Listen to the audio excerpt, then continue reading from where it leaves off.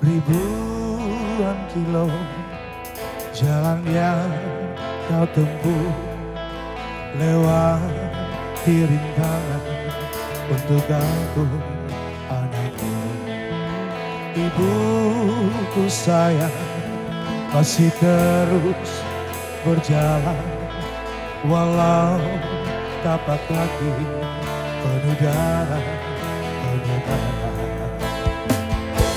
Seperti udara kasihan engkau aku ku membalas ibu.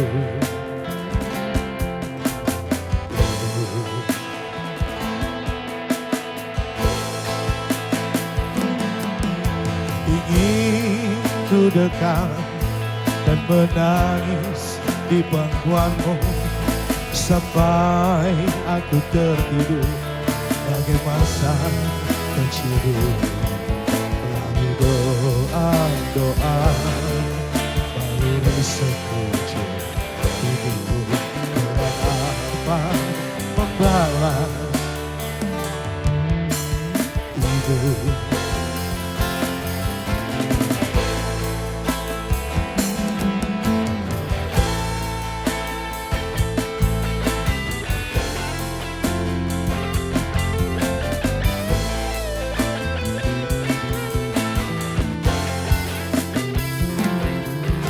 Ribuan kilo jalan yang kau tempuh, lewati rintangan untuk aku anakku. Ibuku sayang masih terus berjalan, walau tapak kaki penuh darah, penuh darah. Seperti udara kasih yang engkau berikan, tak mampu ku membalas ibu, ibu.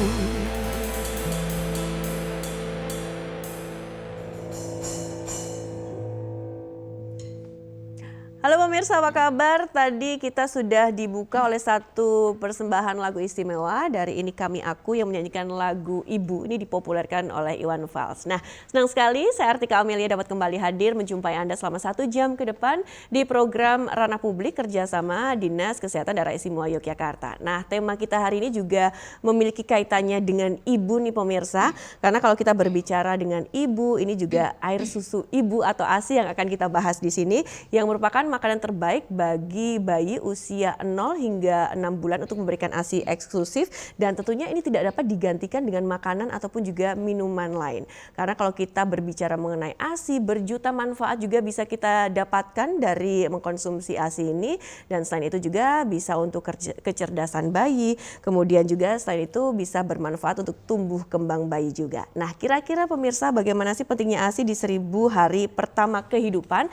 Nanti kita akan mendiskusikannya bersama dengan 2 orang narasumber yang tentu saja sudah tidak asing lagi bagi kita karena juga sudah sering berbincang dengan kita di ranah publik. Yang pertama, beliau ini adalah Bapak Dr. Stefanus Christian Handoko Eskom MM dari Komisi D DPRD DIY. Pak Steve, sehat selalu ya? Selalu sehat. Oke, terima kasih untuk kehadirannya di sini. Kemudian juga yang berikutnya, beliau adalah Ketua Pengurus Daerah Ikatan Bidan Indonesia Daerah Istimewa Yogyakarta, ada Ibu Sutarti SIT Bidan MPH. Bu Tarti atau Bu Bidan, kabar baik juga? Alhamdulillah sehat. Oke, baik, terima kasih Ibu juga sudah hadir di sini. Ini mungkin langsung saja untuk memberikan pemahaman juga kepada masyarakat terkait ASI di 1000 hari pertama kehidupan. Sebelum nanti Pak Steve mungkin juga bisa sebagai seorang ayah bagaimana bentuk dukungannya ke Bu Bidan terlebih dahulu. Monggo silakan Ibu. Baik, terima kasih pada Cengtika ya, dan tentunya saya akan menyapa juga pada pemirsa yang di luar sana yang tentunya hari ini ya kita akan membicarakan tentunya ini yang sangat diperlukan di 1000 hari pertama kehidupan, air susu ibu. Jadi air susu ibu ini adalah gizi yang terbaik, gizi yang utama yang sangat dibutuhkan tentunya bagi bayi atau di 1000 hari pertama kehidupan. Dan tentunya air susu ibu ini adalah tentunya diproduksi oleh payudara ya, jadi bukan oleh pabrik. Nah, dan ini adalah merupakan gizi yang utama, satu-satunya nutrisi yang sangat dibutuhkan pada anak-anak kita dalam mencapai goal period atau masa keemasan selama 1000 hari pertama kehidupan. Berbicara di 1000 hari pertama kehidupan itu adalah dimulai sejak janin dalam kandungan. Artinya awal proses janin di dalam kandungan ini juga harus sudah dibutuhkan suatu perhatian terkait dengan nutrisi. Ya, kemudian 270 hari ya janin ada di dalam kandungan. Kemudian yang 730 hari adalah bayi baru lahir sampai usia 2 tahun. Inilah yang disebut 1000 hari pertama kehidupan. Oke, berarti dari janin dalam tubuh ibunya di dalam perut sampai dengan lahir seperti itu ya? Iya, Bu, ya? betul. Dan kalau hubungannya air susu ibu tentunya sejak bayi baru lahir untuk ASI eksklusifnya 0 sampai 6 bulan, Betul. kemudian dilanjutkan 6 sampai 2 tahun gitu. Tetapi untuk menghitung 1000 hari pertama kehidupan adalah janin dalam kandungan, sehingga ada beberapa hal yang harus juga kita siapkan. Janin di dalam kandungan selama ibu hamil tentunya asupan nutrisi. Nah, ini sangat yang harus kita utamakan. Baik, asupan nutrisi atau gizi yang seperti apa sih Bu yang baik ini khususnya untuk ibu yang mungkin juga sedang mengandung seperti itu agar nanti bisa memproduksi ASI yang berkualitas. Iya, baik. Jadi berbicara nutrisi tentunya kita sudah punya ya secara teori gizi yang seimbang. Artinya ibu-ibu hamil juga harus mengkonsumsi makanan yang sehat dan gizi seimbang dan harus lengkap. Tentunya kalau berbicara lengkap tentunya kandungan karbohidrat harus ada, vitamin harus ada, mineral, multivitamin, lemak, protein. Nah, ini semua sangat dibutuhkan nutrisi sejak janin dalam kandungan. Kenapa? Karena di janin dalam kandungan itu kan perlu di dalam pembentukan organ-organ vital. Jadi ini yang sangat diperlukan. Begitu Jeng. Dan juga untuk masa emas di 1000 kehidupan ini 80% sel otak itu dibentuk di 1000 hari kehidupan ini Jeng. Sehingga betul-betul air susu ibu ini yang sangat dibutuhkan. Tinggal yang 20% kan setelah 2 tahun sampai saat ini seperti saya ya, itu kan tinggal 20%. Jadi 80% ini barangkali, nah ini Bapak Stefanus kan Bapak baru. Nah ini di 80% putra Bapak nanti masih ini. Harus kita kejar dengan air susu ibu seperti itu Jeng Tika. Baik, mungkin itu awalan dulu ya Bu. Ya ini mewakili Bapak-bapak juga sebagai anggota Dewan juga nih Pak Steve. Ini sebagai seorang suami, sebagai seorang ayah juga harus mensupport istri juga ya Pak ya. Apalagi untuk ASI eksklusif juga. Mungkin bisa cara pandang dari Pak Steve sendiri bagaimana nih? Ya, ini bukan katanya tapi pengalaman pribadi. Pengalaman pribadi yang bisa karena dibagikan. baru aja melahirkan istri saya.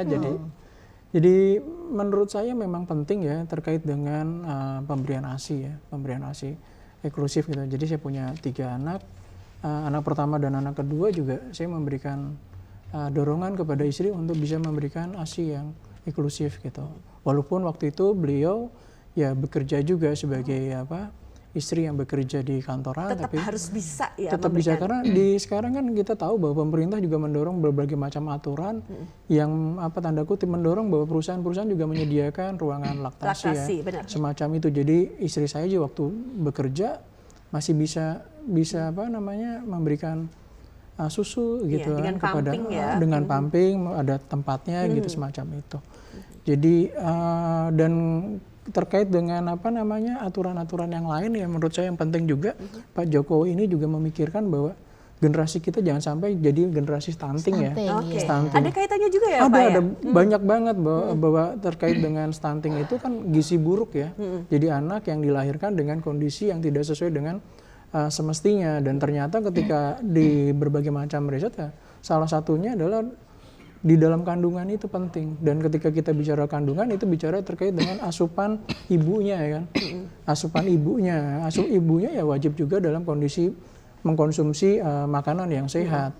Dan ketika kita bicara mengenai tadi disinggung 1000 hari gitu kan dalam proses awal kehidupan pertama, ya setelah lahir juga diharapkan ibu tetap mengkonsumsi makanan yang sehat supaya ASI-nya juga diproduksi dengan jumlah yang sesuai gitu kan. Dan kandungan ASI-nya juga karena ibunya mengkonsumsi makanan yang bagus, ya ASI-nya juga dalam kandungannya juga mengandung nutrisi yang cukup bagus juga untuk anak gitu.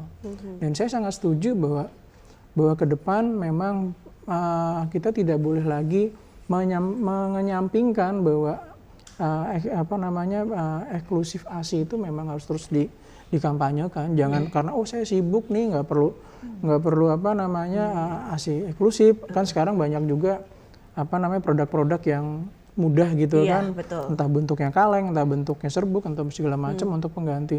Menurut saya sih sekarang ya kita dorong bahwa ASI eksklusif itu paling utama ya. Oke, tapi kalau kita lihat nih Pak, untuk kesadaran masyarakat sendiri seperti apa sih? Mungkin kita bisa melihat dari dua sisi, dari sisi ibu dan juga bentuk support dari suami juga. Kan kadang ada juga udahlah nggak usah ASI, tapi kan kita sebagai suami kan juga harus tetap mensupport itu kan Pak? Edukasi penting ya. Jadi kalau kita tahu bahwa ASI itu mengandung nutrisi yang cukup kompleks gitu dan itu mengandung nutrisi yang cukup untuk anak kita gitu, sebenarnya itu bisa mendorong untuk dalam keluarga saling mengingatkan. Betul.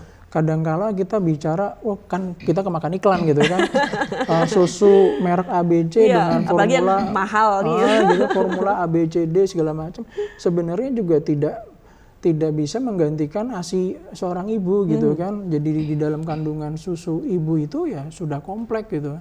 Apa yang dimakan orang tua, kemudian apa yang dikandung oleh orang tua di dalam tubuh itu salah satunya juga ada antibodi juga ya Bu ya. Jadi ketika kita bicara susu itu bagus untuk antibodi anak, sebenarnya kan yang dibawa oleh orang tuanya sebenarnya kan diberikan kepada anak. Jadi anak itu sebenarnya membutuhkan itu gitu. Kita nggak bisa dapat dari susu-susu yang lain gitu, yang bentuk kaleng ataupun bentuk yang lain, karena itu tidak muncul dari produk-produk semacam itu. Jadi edukasi penting. Sosok seorang ayah juga harus juga memahami gitu kan, mendorong, dan tidak hanya sekedar mendorong, karena ketika kita mencoba dari sudut pandang yang ayah mendorong istri gitu, istrinya juga tidak diberikan fasilitas yang memadai, stres nantinya kan. Benar.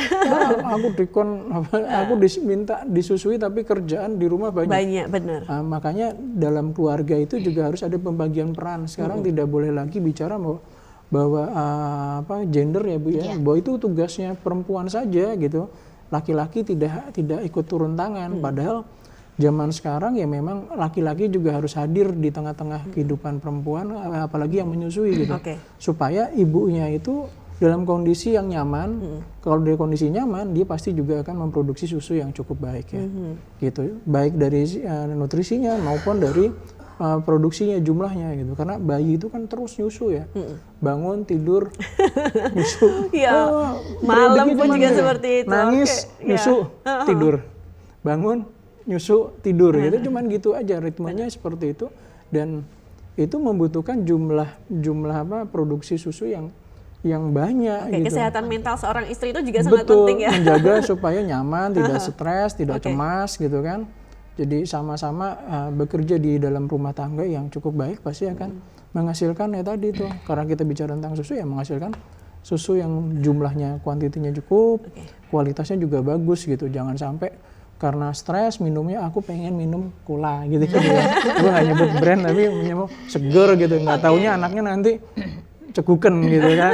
Jadi memang suami juga harus memberikan inputan kepada istri apa saja makanan minuman yang bergizi, karena efeknya juga nanti ke anak gitu. Kalau istrinya juga hanya terbatas makanannya, minumannya juga ngawur, makanannya ngawur, ya efeknya kepada kualitas dari ASI-nya ibu itu gitu. Jadi kita memang harus saling mengingatkan. Suami juga memberi dorongan, memberikan fasilitasi, juga menjaga lingkungan di rumah itu tetap nyaman. Oke, baik. Terima kasih Pak Asif. Saya kembali ke Bu Bidan. Bu Bidan ini kan sempat juga ada satu case, ada kasus seperti itu. Ada bayi lahir, nangis, tapi si ibunya itu belum bisa mengeluarkan air susu ibu. Nah, tapi sama orang tuanya atau mertuanya itu malah dikasih air putih seperti itu. Kan harusnya tidak boleh seperti itu. Nah, mungkin bisa memberikan juga edukasi dan juga pemahaman kepada masyarakat nih. Khususnya tidak boleh memberikan apapun itu untuk bayi yang baru lahir kecuali ASI. Iya, baik. Terima kasih Jeng Tika. Jadi tentunya kita tahu bahwasanya kalau apalagi kalau habis melahirkan itu kan memang capek. Kemudian masih rasa sakit masih dan yang jelas itu apalagi kalau ditinggal seperti Pak Stefanus tugas ke sana itu juga mempengaruhi ya, sehingga ada juga yang dia sebetulnya ini bayi ini kan harus segera ditetai tapi si ibu belum siap. Sehingga tentunya kita sejak dalam kehamilan memang sudah kita lakukan edukasi pada ibu hamil. Di buku Kesehatan Ibu dan Anak ya yang diterbitkan oleh Kementerian Kesehatan, buku PINK ya. PINK itu kan cukup lengkap. Harus dibaca nih ya, itu harus dibaca, tidak hanya sekedar untuk kontrol, tetapi betul. itu adalah manfaatnya luar biasa. Itu adalah buku pinternya ibu hamil, ibu balita ataupun keluarga.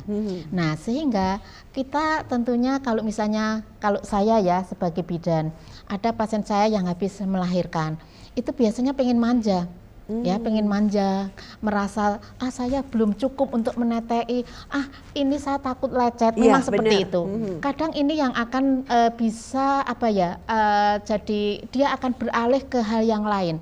Nah, edukasinya tentunya setelah tetap selama kehamilan kita siapkan, tetapi saat habis melahirkan kita tetap memberi support kepada ibu yang habis melahirkan. Tentunya tetap kita dorong, kita kan setelah melahirkan itu kan kita lakukan IMD. IMD itu inisiasi menyusui dini. Begitu bayi lahir, gitu ya, langsung potong tali pusat, langsung kita dekapkan di ibu. Dan bayi itu dia akan mencari punting ibunya. Ya, jadi ini kan sudah kita perkenalkan dengan bonding. Dia dah ini ya, kemudian ini aja tangan jari-jari bayi itu enggak kita bersihkan betul karena ini untuk merangsang biar nanti sampai di punting susu ibunya ya. Nah, setelah itu baru setelah kita bereskan si ibu udah diberikan suntikan, sudah bersih, plasenta udah lahir, kemudian bayi paling tidak 1 jam dalam IMD. Nah, setelah itu tentunya kita ya sudah dengan bayi kita periksa, kemudian kita beri pakaian, kita ukur timbang badan, berat badan ya, secara vital sign juga kita ukur. Setelah itu tentunya kita dekapkan ke si ibu. Si ibu kita beri pengertian, bayi sesegera mungkin harus ditetei. Kalau memang ada keluhan, ASI saya belum keluar, ini hanya psikis. Kalau coba dipencet pasti nanti akan keluar yang bening. Itu namanya kolostrum. Nanti kita lanjutkan lagi tentang kolostrum yang ternyata juga memiliki sejuta manfaat untuk antibodi bayi ya. Kita akan lanjutkan kembali pemirsa usai pariwara, tetaplah bersama kami di Ranah Publik.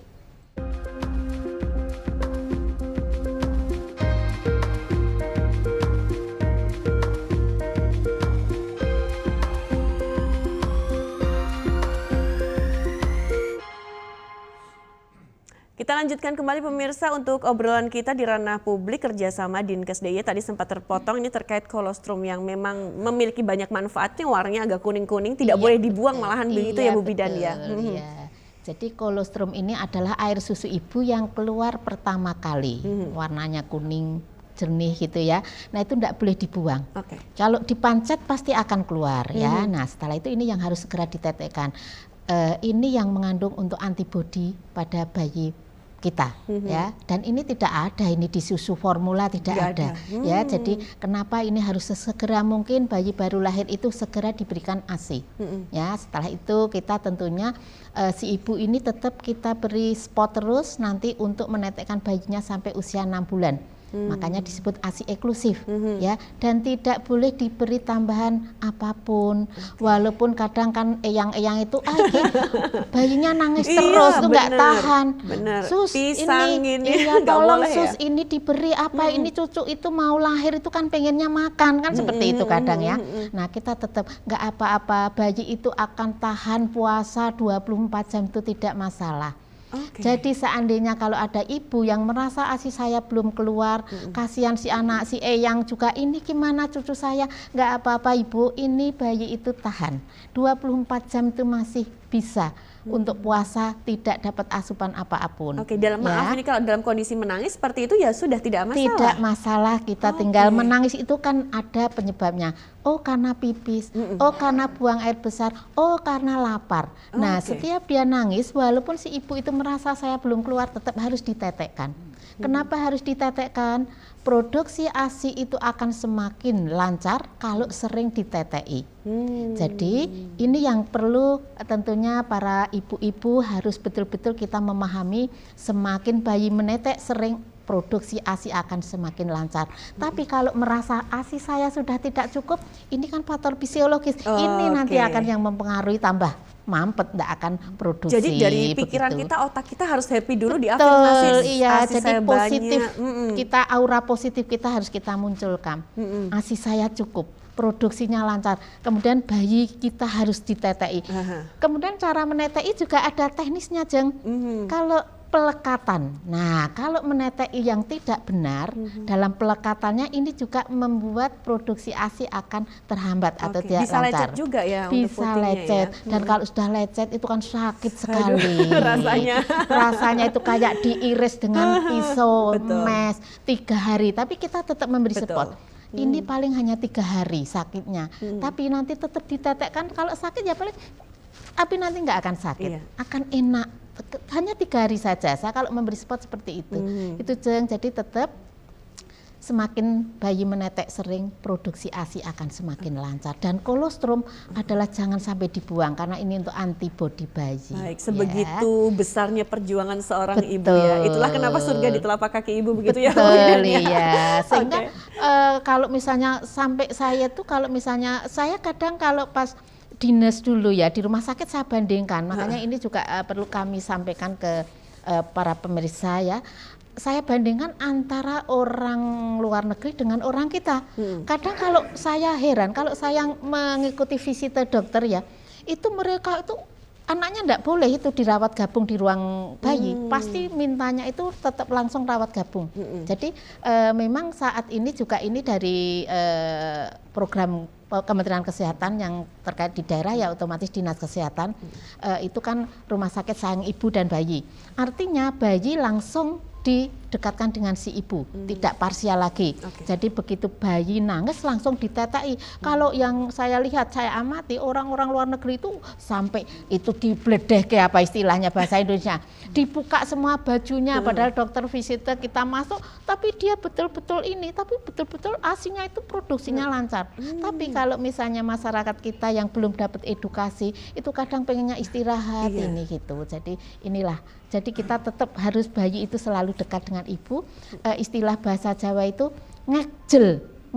Jadi begitu ngek langsung jejel. Nah itu ya. Oke, baik, terima kasih Bu Bidan. Nah nih Pak Steve, mungkin terkait regulasi, perda, anggaran dan lain sebagainya itu kalau di DIY sendiri apakah sudah ada atau bagaimana, mungkin bisa dijelaskan? Jadi kita terkait dengan ASI ya, kita ngikut dengan aturan yang ada di nasional. Kita ada perpresnya juga, kita tahu ada perpresnya, kemudian ada Permenkes juga ada. Dari 2 itu juga mengamanatkan bagi kita untuk membuat regulasi pendukung ya, untuk bagaimana mengimplementasi di lapangan. Kita ada pergub juga, pergub terkait dengan pengembangan sarana prasarana yang menunjang bagi orang tua itu yang memiliki anak untuk memberikan ASI gitu, semacam itu. Jadi kegiatan semacam ini juga sebagai salah satu concern kita, Mbak. Jadi DPR maupun Pemda gitu kan punya concern bahwa sekarang ada muncul stunting ya. Stunting ternyata ketika dicek ternyata salah satunya adalah pemberian ASI yang tidak eksklusif, kemudian tidak memberikan edukasi yang cukup kepada orang tua yang sedang berproses untuk mendapatkan anak, bahkan sampai nanti lahiran itu juga informasinya terbatas. Jadi kegiatan semacam ini salah satu dorongan kita bahwa menyebarkan informasi sebanyak-banyaknya kepada masyarakat secara luas. Jadi dengan tayangan di TVRI yang jangkauannya 1 DIY gitu kan, informasi ini mudah-mudahan sampai kepada masyarakat secara luas.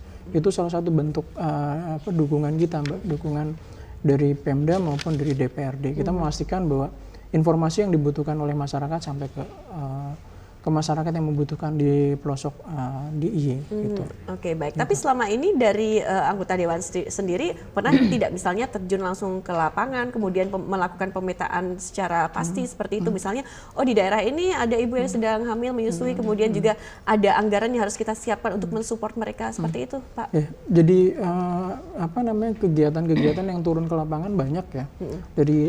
Dari mitra kita, Dinas Kesehatan juga banyak yang langsung turun ke lapangan. Untuk dewan yang turun ke lapangan juga saya rasa banyak juga gitu kan, belusuan ngecek ke kondisi puskesmas, kondisi ke lapangan langsung, kemudian pertemuan-pertemuan bersama dengan warga. Di sana kan ada diskusi, ada obrolannya bisa mulai dari masalah pendidikan, kesejahteraan, bahkan sampai yang ke topik yang tadi terkait dengan ASI, stunting, kemudian proses untuk bagaimana menjaga kesehatan anak di lingkungan tersebut gitu kan. Itu muncul Mbak, jadi semacam itu gitu. Dari informasi yang kita dapat, kita masuk lagi ke DPR, kita rapat-rapat di komisi, kemudian hal-hal yang tadi didapat dari masyarakat itu disampaikan kepada dinas terkait gitu. Maka siklusnya semacam itu, kita mendapatkan aspirasi, kita mendapatkan informasi dari lapangan, informasi itu kita bawa dalam rapat-rapat bersama dengan mitra terkait dengan dukungan terhadap posyandu gitu kan. Beberapa waktu yang lalu kita mengamati ternyata masih banyak juga posyandu yang kekurangan peralatan, semacam kayak gitu kan. Padahal penting juga terkait dengan yang tadi bahwa anak itu harus bisa mendapatkan ASI, karena di dalam acara-acara yang kegiatan-kegiatan semacam itu kan pasti ada edukasi juga. Kalau peralatannya juga kurang memadai ya kita nggak bisa memberikan edukasi yang lengkap ya. Kita nggak bisa mengukur bayinya seperti apa, perkembangannya seperti apa, kemudian harus bagaimana gitu kan. Dengan informasi yang kita dapat bahwa oh ternyata memang butuh kita anggaran yang ke arah ke sana gitu. Dan itu dirumuskan di dalam rapat-rapat kita di Komisi D terutama ya, karena itu ada bidang kesehatan di sana. Ya di dalam program selanjutnya di 2023 sejak 2022-2023 ini pemerintah menganggarkan untuk pengadaan Bu. Jadi pengadaan peralatan-peralatan penunjang di posyandu gitu ya. Di posyandu gitu. Jadi itu menurut saya juga penting untuk terus dipertahankan, memastikan bahwa layanan kesehatan di level yang paling bawah itu khususnya untuk anak-anak ya. Itu juga terpenuhi gitu. Jadi pemerintah hadir, dan satu lagi saya berharap juga tidak hanya pemerintah DIY tapi juga Pemkot dan Pemkap juga ikut berkolaborasi ya. Jadi untuk bisa bagaimana mengatasi permasalahan stunting, gizi buruk, kemudian ASI ini yang paling penting menurut saya ya, harus dijaga bahwa minimal itu 6 bulan, 2 tahun itu udah cukup sangat baik. Jadi kita harus dorong itu, jangan cukup 6 bulan habis itu nanti kita pakai kalengan dan lain-lain. itu jangan seperti itu. Tapi itu terus edukasi dilakukan oleh semua pihak termasuk juga anggota dewan. Baik. Tidak hanya teori tapi juga harus memberikan teladan ya. Jadi kalau misalkan ada anggota dewan yang punya ya menyampaikan apa yang adanya. Baik. Nanti kita lanjutkan kembali ya Pak Sif ya. Tidak hanya teori tapi juga teladan. Nah ini untuk teman-teman ini kami aku calon bapak ini ya. Untuk langsung bisa mengimplementasikan. Kita jeda dulu tapi ada satu persembahan dulu dari ini kami aku masih terkait dengan sosok ibu. Ini ada satu lagu yang dipopulerkan oleh Potret Bunda, spesial untuk Anda.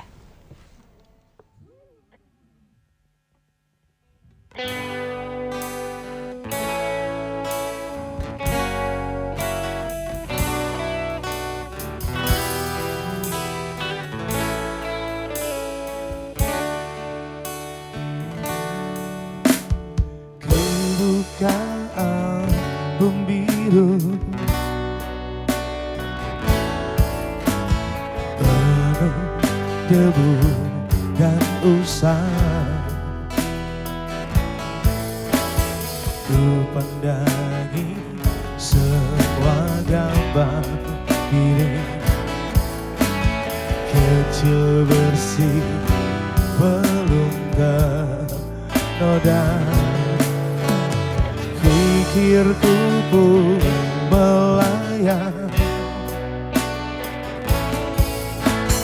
dahulu penuh kasih, teringat semua cerita orang tentang riwayatku.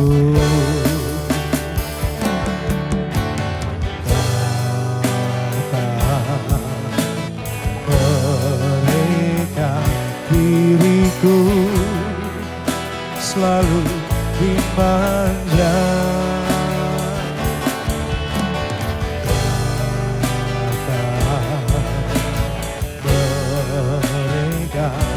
Diriku selalu ditimbang nada-nada yang indah, selalu terurai darinya. Taisan nada dari bibirku takkan jadi deritamu. Tangan halus dan suci telah mengangkat tubuh ini.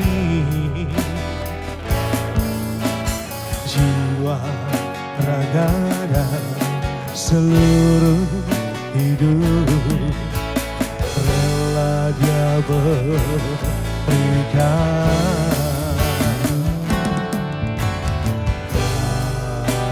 Kata mereka diriku selalu dimanja. Kata mereka diriku selalu ditimbang. Oh Bunda, ada dan tiada dirimukan, selalu ada di dalam hatiku.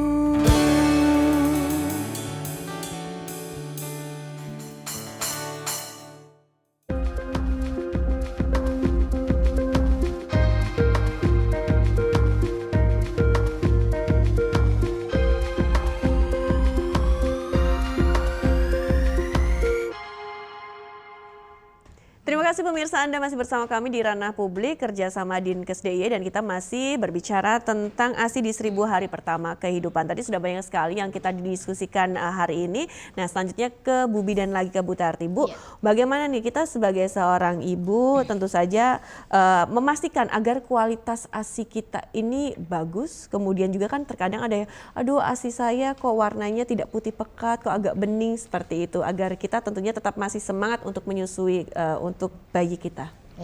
Ya baik Ceng Tika. Jadi tentunya memang kita kan harus mempersiapkan ya agar ASI kita itu secara kualitas dan kuantitas bagus, betul. Ya. Dan kita seorang ibu itu bisa mengukur sendiri juga ya. Nah tentunya ini kita harus mulai juga dengan kita sekali lagi ya berbicara 1000 hari pertama kehidupan itu kan sejak dalam kehamilan. Jadi persiapannya itu juga sejak dalam kandungan. Tahap pertama itu sejak dalam kandungan kita harus sudah mempersiapkan. Karena kan kita tahu janin di dalam kandungan itu kan juga perlu asupan. Tapi dia tidak menetek kayak kalau sudah lahir. Tetapi kan dari plasenta. Nah ini sehingga ini nutrisi sejak hamil ini juga si ibu ini harus sangat harus optimal ya terkait dengan asupan gizi yang seimbang ya. Kemudian setelah lahir pun si ibu saat menetek ini juga harus dia spot makannya.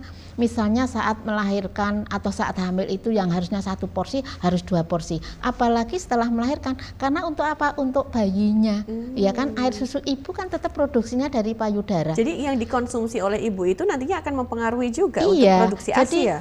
Barangkali kalau kita bisa merasakan ASI pun mungkin rasanya juga agak beda, nggak hanya satu monoton yang misalnya hanya ASINya seperti es krim terus tidak. Tergantung si ibu itu makan apa, itu juga akan mempengaruhi rasa ya.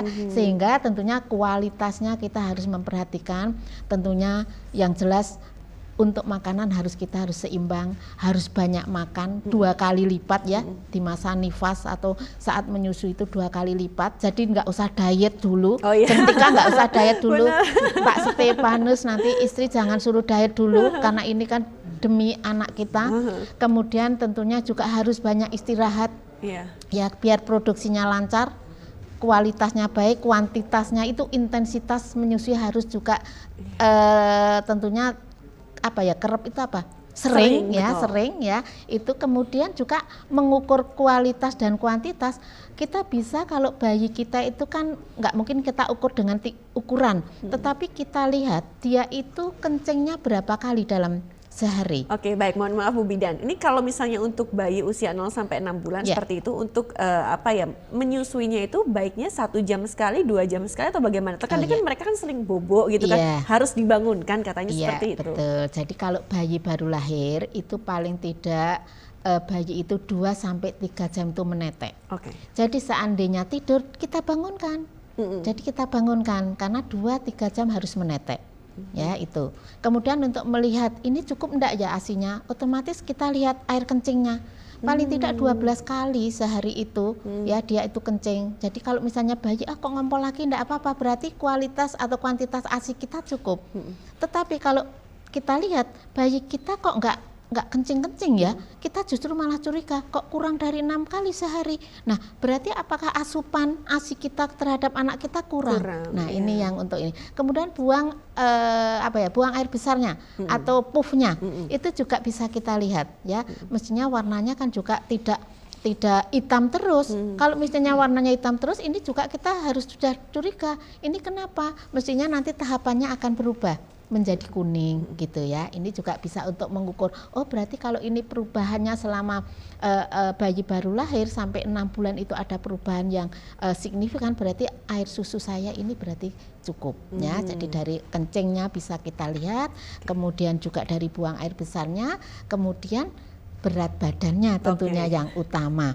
Kalau berat badannya karena 0 sampai 2 tahun mestinya berat badannya akan kalau setiap hari ditimbang di posyandu mestinya tiap bulan itu tetap akan naik berat badannya. Grafiknya harus naik ya. Iya, jadi setiap bulan itu harus naik grafiknya. Ini untuk mengukur juga di samping kalau 0-6 bulan kan ASI eksklusif. Itu kan tiap bulan juga kita timbang. Itu mestinya akan naik, dan ini tahapan yang kedua adalah tahapan 0 sampai 12 bulan.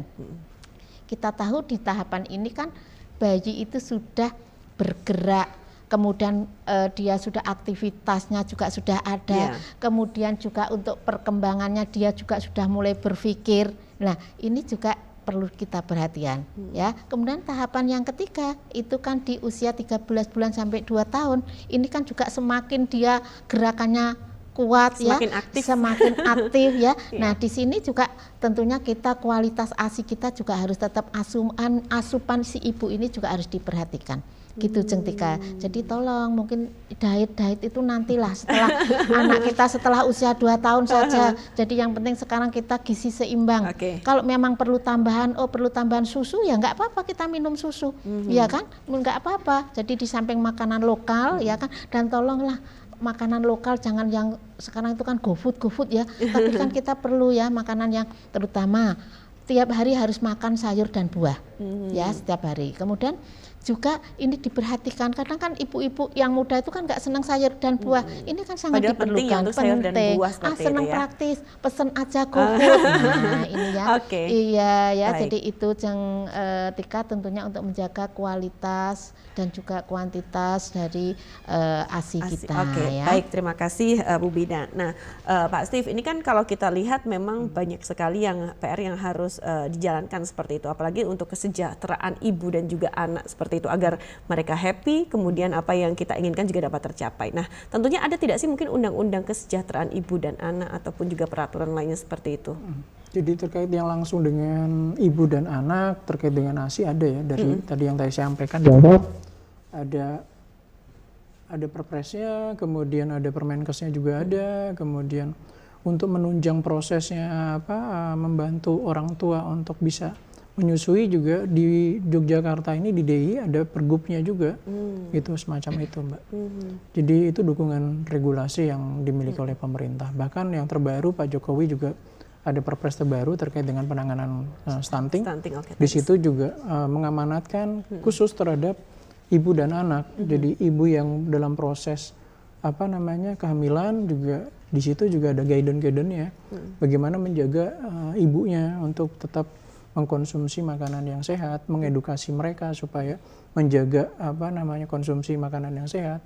Kemudian kelahirannya juga seperti apa, kemudian dalam periode awal lahir sampai dengan 2 tahun itu harus bagaimana perawatan anak dan lain-lainnya semacam itu. Oke, baik Pak Steve, mohon izin. Tadi kan sebelumnya Posyandu sempat disinggung seperti itu. Nah, kalau kita melihat secara general, secara menyeluruh untuk DIY sendiri ini, untuk fasilitas kesehatannya sendiri seperti apa sih? Sudah cukup memadai, atau memang harus ada beberapa yang harus ditambahkan nih? Kalau untuk DIY secara keseluruhan ya, termasuk wilayah dan provinsi yang memiliki fasilitas kesehatan cukup baik. Gitu ya. Kalau kita komparasi dengan wilayah-wilayah yang lain, DIY sudah cukup baik gitu. Bahkan tadi disinggung terkait laktasi gitu ya. Itu laktasi juga kita sudah punya perdanya, sudah punya pergubnya yang itu mendorong bahwa terutama untuk instansi pemerintahan menyediakan. Bahkan sekarang tempat wisata juga harus ada juga punya ya. Kayak gitu semacam itu. Menurut saya itu juga keren kan, kalau menurut saya sudah ke sana gitu. Jadi pemerintah hadir, kemudian pihak swasta maupun berbagai macam pihak juga punya concern yang sama. Tadi disinggung terkait dengan kelahiran, kemudian anak diasuh di dalam ruangan yang sama gitu kan. Iya. Saya punya anak rawat gabung istilahnya. Iya. Saya punya anak 3, yang pertama dan kedua tidak semacam itu Bu. Iya. Jadi yang pertama dan kedua parsial masih. Jadi sekarang yang ketiga ini di salah satu rumah sakit di Pantai Rapil gitu ya. Itu sudah mekanismenya adalah digabung. Rawat gabung jadi bayi. Jadi saya juga kaget juga gitu kan begitu loh kok digabung nih. Ya ternyata memang tujuannya untuk bagaimana menginisiasi si anak dan ibu punya bonding ya, punya keterikatan langsung gitu. Jadi di DIY tadi disinggung bagaimana kondisi pelayanan kesehatan khususnya untuk ibu dan anak ya semacam itu. Menurut saya sudah keren, walaupun memang belum juga sempurna gitu kan, kita masih terus berproses, tapi secara keseluruhan rumah sakit di DIY sudah punya standar yang diharapkan yang tadi itu bahwa untuk pelayanan sayang ibu dan bayi. Baik. Jadi sudah arahnya ke sana, ruang laktasinya bahwa anak yang lahir tidak diperawat terpisah tapi memang digabungkan dengan catatan tertentu ya, maksudnya bayi itu tidak ada kondisi yang memang butuh perawatan khusus ya akan disatukan. Oke, baik. Kita lanjutkan nanti. Masih ada satu segmen lagi, kita harus jeda terlebih dahulu pemirsa. Jangan kemana-mana, tetaplah bersama kami di Ranah Publik.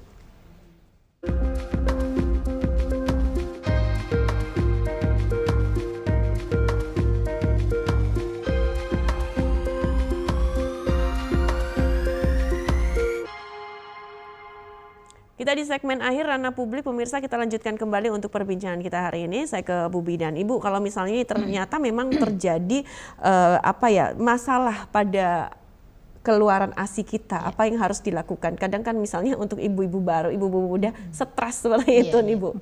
Silakan. Ya, jadi kalau ada masalah terhadap ASI kita ya, tentunya yang harus kita lakukan, yang pertama yang jelas justru support dari suami kita, orang-orang keluarga, orang-orang di sekitar kita, tetapi juga utamanya juga misalnya betul-betul tidak bisa ini ya datang ke petugas kesehatan, ke klinik, ke konselor ASI gitu juga misalnya datang ke Bu Bidan, Pak Dokter atau ke konselor ASI, ya sekarang kan juga sudah banyak itu poliklinik untuk konselor ASI, ya jadi datang. Otomatis nanti akan kita berikan jalan keluarnya. Masalahnya apa? Kalau berbicara masalah kan akan kita cari penyebabnya dulu, ya kan? Nanti kalau penyebabnya, karena penyebabnya itu masalahnya karena pelekatan dalam menetek nggak benar, maka kita beri edukasi cara menetek yang benar, cara pelekatan yang benar, begitu. Kemudian ternyata masalahnya itu karena ini sudah ada gangguan susu formula. Nah, ini yang harus kita singkirkan. Jadi kita tergantung penyebabnya. Ternyata masalahnya si ibunya itu stres. Berarti kita tetap selaku petugas kesehatan kita akan melakukan, kita coba, kita gali kenapa. Ada loh ibu yang habis melahirkan itu stres, mungkin juga dia nggak mau cerita sama suami, nggak mau cerita sama keluarga, Iya. tapi malah mau cerita sama kita Bu Bidan. Ya, kalau suami nggak pulang-pulang itu bikin stres. Nah, itu bikin mampet juga air Iya, susu iya. ibunya. Atau mungkin ada penyebabnya karena dia makannya dia itu sulit. Itu kan juga akan menghambat juga produksi ASI. Itu. Jadi tetap kalau ada masalah terkait ASI kita tahu dulu penyebabnya apa, kemudian akan kita atasi sesuai dengan penyebabnya, begitu ya. Oke, ibu hamil, ibu menyusui kan tentu saja memerlukan asupan gizi yang Iya. banyak seperti itu, sayuran, buah-buahan dan lain sebagainya. betul. Nah, ada tidak sih Bu mungkin pantangan seperti itu? Kadang nggak boleh makan ini, nanti anaknya bisa kayak gitu. Iya. Gimana itu atau hanya sekedar mitos saja atau bagaimana? Iya, jadi kalau mitos itu ada, tetapi pantangan bagi ibu hamil atau ibu yang menyusui itu ada. Misalnya begini, kalau ibu hamil kan tidak boleh minum yang mengandung alkohol, tidak boleh ya. Apalagi waktu menyusui ya jangan gitu ya.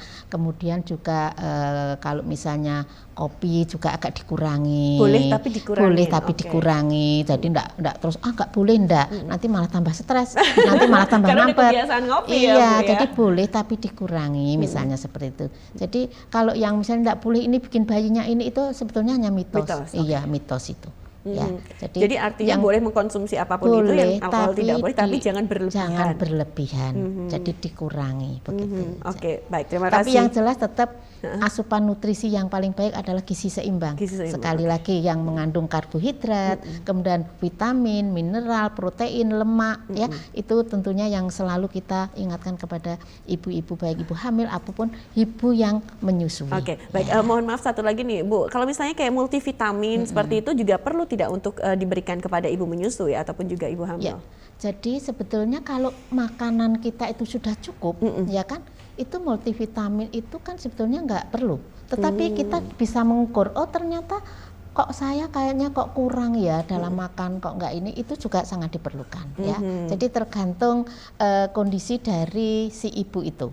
Kalau kayak jengtika misalnya makannya saya itu lahap ibu, makan itu nggak ada menolak apa-apa ya, tapi Iya. saya kira ngapain tambah multivitamin? Iya. Karena kalau sudah misalnya kita makan multivitamin yang berlebihan juga hanya akan menjadi Iya.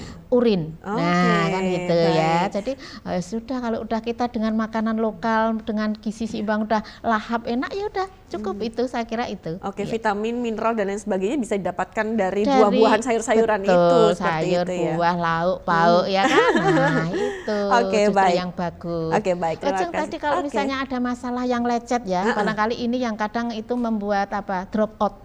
Ibu yang menetek itu kan kalau misalnya lecet di puntingnya. Nah, itu yang biasanya itu di pelekatannya yang tidak benar, cara meneteknya yang tidak benar. Tetap kita akan anjurkan tetap harus ditetei terus.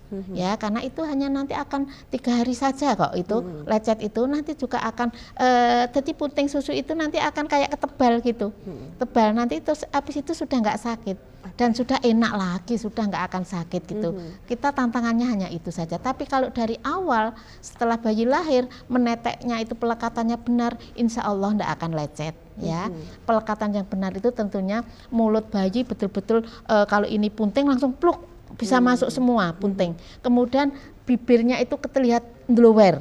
Nah, dia menetek itu di pipi ada cekungan, cekuk-cekuk itu yang benar. Itu ndak akan bikin lecet. Para ya. ayah juga harus tahu ini ya. Iya, gitu ya. Oke, Itu yang baik. benar ya. Oke. Kemudian kalau tadi untuk ibu-ibu yang bekerja juga ndak ada masalah Ya. sekarang ya, pumping, Pumping, tolong. betul. Sehingga tadi sekali lagi makan nggak usah diet karena saya tahu persis habis dipumping itu juga terus lapar. Iya. Langsung aja kita Oke, makan gitu baik, ya. terima kasih Bu Gitu ya, Bidan. Centika ya. Baik, nah Yes. pasti tantangan terbesar saat ini apa sih untuk seorang ayah ataupun juga pasti sebagai anggota dewan yang pada akhirnya nanti kita pengen sebenarnya sebagai orang tua itu memberikan support untuk istri nih khususnya dan juga warga masyarakat ini khususnya di DIY juga lebih sejahtera lagi nih untuk para ibu-ibu ini. Literasinya.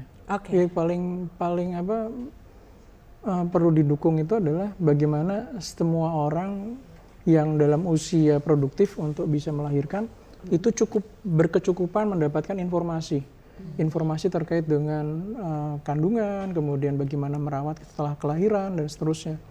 Dan sebenarnya sekarang itu lebih mudah dibandingkan 10 atau 15 tahun yang Iya. lalu karena ada banyak sekali perkembangan teknologi kan.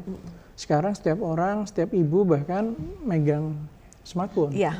megang HP di portal punyanya Dinkes Kesehatan ataupun nasional ataupun di lembaga-lembaga yang concern terkait dengan ibu dan anak, banyak informasi terkait dengan bagaimana merawat anak.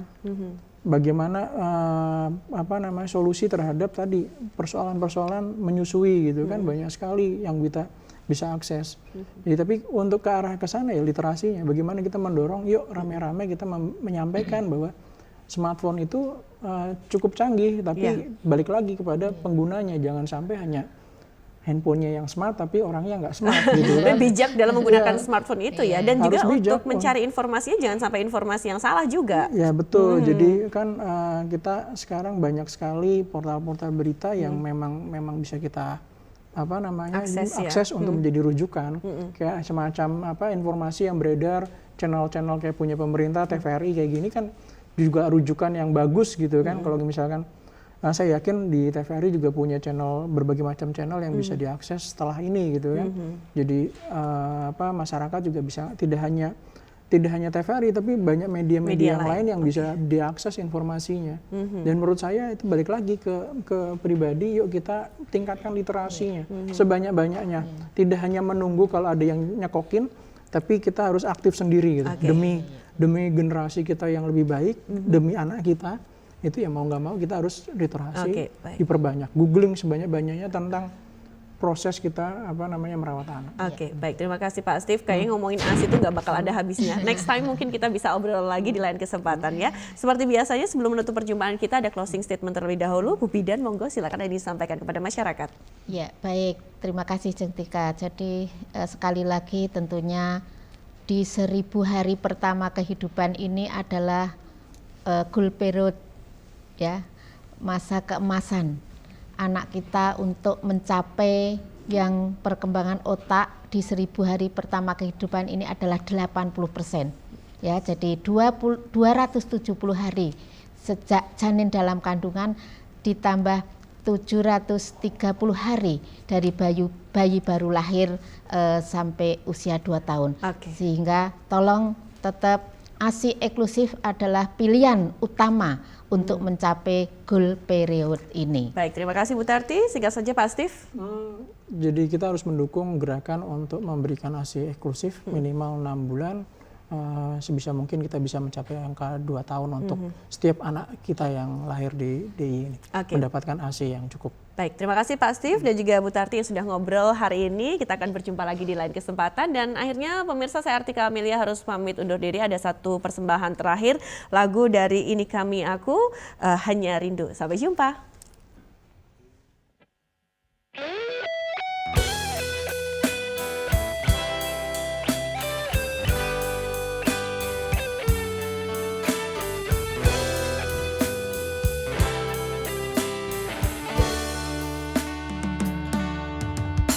Saat aku sendiri kulihat foto dan video bersamamu yang telah lama kusimpan.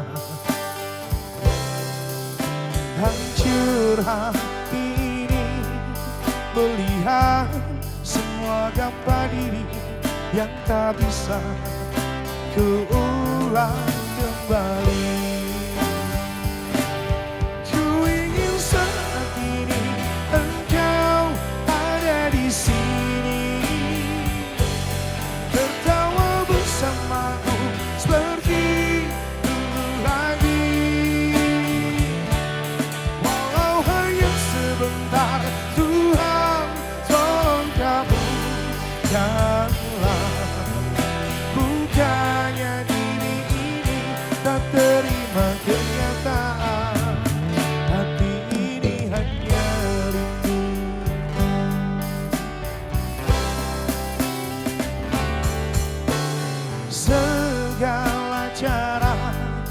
Telah ku coba agar aku bisa tanpa dirimu.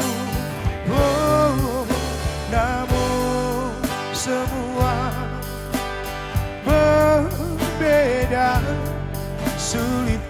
menghapus kenangan bersamamu.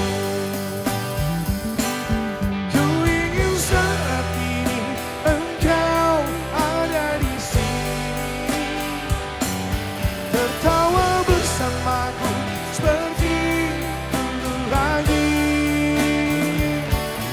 Walau hanya sebentar, Tuhan tolong kabulkanlah. Bukannya diri ini tak terima kenyataan, hati ini hanya rindu. Oh, oh, oh. Hanya rindu. Oh, oh. Ku ingin saat ini engkau ada di sini, tertawa bersamaku seperti dulu lagi. Walau sebentar, Tuhan tolong kabulkanlah. Bukannya diri ini tak terima kenyataan.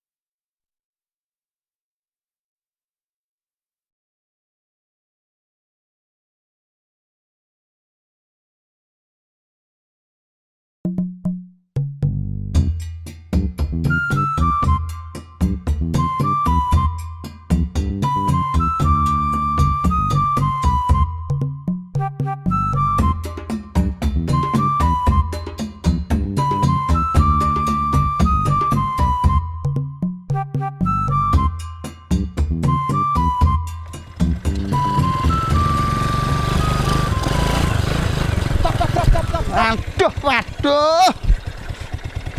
Borong apa Mas Pur? Kelihatan kok banyak banget itu loh. Waduh, kamu tuh makanya yang update. Ini loh, saya tuh lagi borong susu formula. Tahu nggak? Istri saya tuh habis melahirkan. Jadi kebutuhan susu harus mencukupi. Itu loh. Lah apa kebutuhan susu istri Mas Pur itu belum mencukupi Mas Pur? Waduh, kamu tuh nggak dong-dong kok. Ini bukan masalah cukup dan tidak cukup, tapi masalahnya biar stoknya banyak, semuanya bisa tercover gitu loh. Iya ya Mas Pur, keluarga Anda itu kepecutan. Kecukupan Mas Pur. Wah, Jan kamu tuh gini loh, tak jelasin sini tau, makanya deket sini loh. Anak kecil itu, bayi itu kalau dikasih susu formula seperti ini, perkembangannya bagus, biar cepet gede, gizinya terpenuhi. Itu paham? Paham Mas Pur. Minggir. Wah, ganggu saya tuh. Ditunggu istri saya. Wah, bisa dimarahi habis-habisan ini. Nyegat-nyegat. Minggir.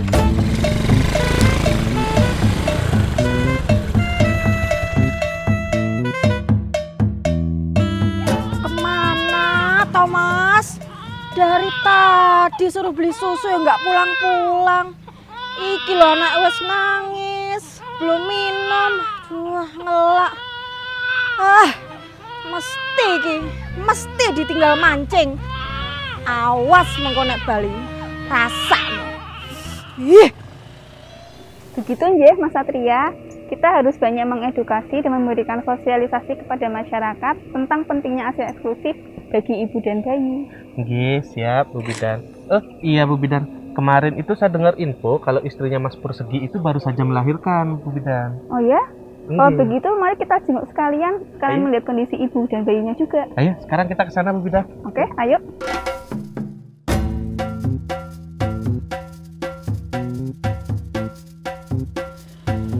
Mas, sampean iku saka ngendi wae to? Maaf, Mah. Tadi itu ada orang nyemplung kali, Mah. Sebagai seorang pemuda yang bertanggung jawab. Tak tolongin kok, Mah. Nulungi. Paling ya mbok tinggal mancing. Kok ta? Nah, piye to, Mah? Lah ikannya itu menggoda banget loh, Mah. Selamat pagi. Bu Bidan. Ada apa Mangga, ini? mangga, Bu. Nggih. Ada apa ini kok ribut-ribut? Ini loh Bu, Mas Pur. Dari tadi loh saya suruh beli susu.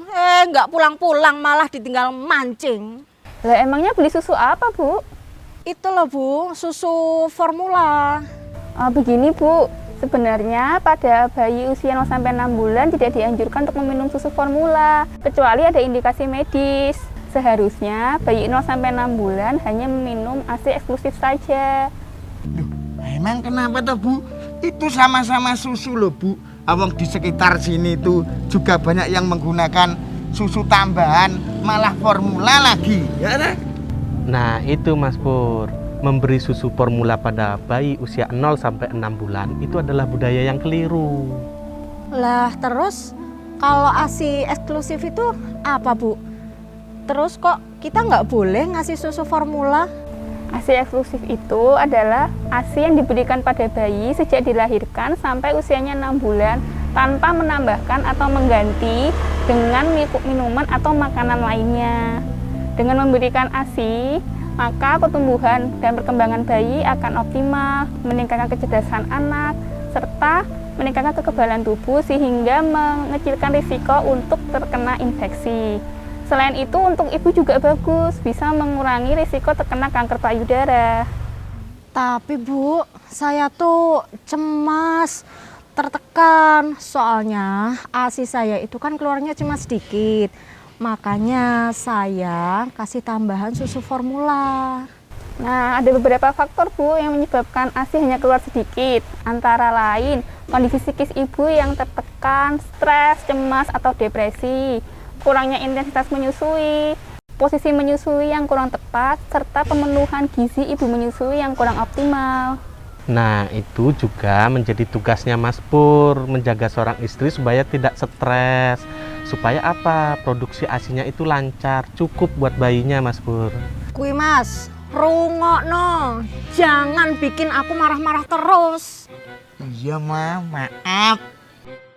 Oh iya, tadi katanya Mas Pur beli susu. Boleh saya lihat? Oh, ini. Nah, Walah, piye toh Mas Pur? Ini kan susu khusus lansia Mas Pur. mosok sih Pak? Mas Pur. Nah, tadi Mas Pur sudah tahu kan apa itu ASI eksklusif? Ayo, mari sama-sama kita mengajak warga dan masyarakat lainnya untuk ikut serta melaksanakan dan mensukseskan program ASI eksklusif.